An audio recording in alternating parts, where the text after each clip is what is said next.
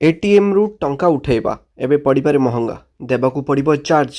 आज्ञा हाँ, जदि आपण प्रति मासरे एटीएम रु नगद टंका उठाउंती किंबा डिजिटल पेमेंट व्यवहार करने परिवर्ते नगद पेमेंट करती तेबे यही खबर आपणक पई आपणकू ताजुब भी करिपारे। वर्तमान रिजर्व बैंक मासकू 5 थर टंका उठाइबा सुविधा देउथिला।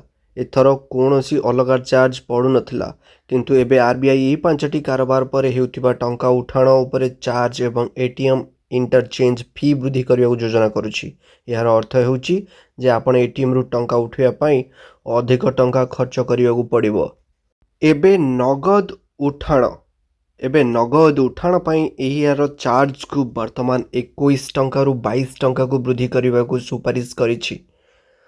यह व्यतीत एनपीसीआई नगद कारोबार पर एटीएम इंटरचेंज शुल्क को 17 टंका रु 19 टंका को वृद्धि करने को सुपारिश करिछि।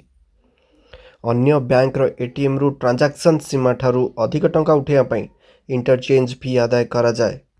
रिपोर्ट अनुଯାयी गत 2 वर्ष मध्य वृद्धि पाउथिबा मुद्रास्फीति एवं 1.5 रु 2% हार रे ऋण नेबा खर्च वृद्धि, परिवहन, नगद पुनः पूरण एवं खर्च उपर अधिक खर्च जोगु अणमेट्रो सहर गुड़िकर एटीएम चलाइबा खर्च द्रुत गति रे वृद्धि पाउछि। ए निष्पत्ति रिजर्व बैंक ऑफ इंडिया तरफ रखा जाइथिबार अनुमान कर।